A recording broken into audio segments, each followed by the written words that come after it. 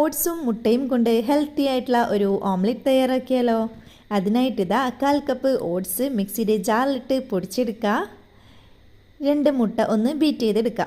Beat ചെയ്ത മുട്ടയിലേക്ക് ഒരു carrot grate ചെയ്തതും ചെറിയ ഒരു തക്കാളി അരിഞ്ഞത്, 1 ടീസ്പൂൺ ചില്ലി ഫ്ലേക്സ്, ചെറുതായി അരിഞ്ഞ ഉള്ളി, ചെറുതായിട്ട് അരിഞ്ഞു കൊടുത്ത ഇഞ്ചിയും പച്ചമുളക് എന്നിവ ചേർത്ത് കൊടുക്കുക. കൂടെ തന്നെ നമ്മുടെ പൊടിച്ചെടുത്ത ഓട്സും കൂടി ചേർത്ത് 2 ടേബിൾ സ്പൂൺ വെള്ളം കൂടി ചേർത്ത് ഇതൊന്ന് നല്ലപോലെ മിക്സ് ചെയ്തെടുക്കുക. മിക്സ് ചെയ്യുമ്പോൾ ആവശ്യത്തിന് ഉപ്പ്, 1/2 ടീസ്പൂൺ കുരുമുളക് പൊടി, 1/4 ടീസ്പൂൺ മഞ്ഞൾപ്പൊടി എന്നിവയും കൂടി ചേർത്ത് കൊടുക്കണം.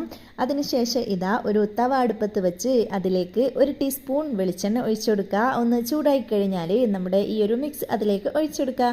മുഴുവനായിട്ടും ഒന്ന് പരത്തി കൊടുത്തതിന് ശേഷം അടച്ചു വെച്ച് കൊടുക്കുക. 2 മിനിറ്റ് ഒന്ന് ലോ ഫ്ലെയിമിൽ വേവിച്ചെടുക്കുക. പിന്നെ തിരിച്ചിട്ടും അതുപോലെ തന്നെ വേവിച്ചെടുക്കുക. നമ്മുടെ ഹെൽത്തി ഐറ്റം റെഡി ആയിട്ടുണ്ട്. ഇഷ്ടമായിട്ടുണ്ടെങ്കിൽ എൻ്റെ ചാനൽ ഒന്ന് സബ്സ്ക്രൈബ് ചെയ്ത് തന്നെ സപ്പോർട്ട് ചെയ്യുക. ബൈ.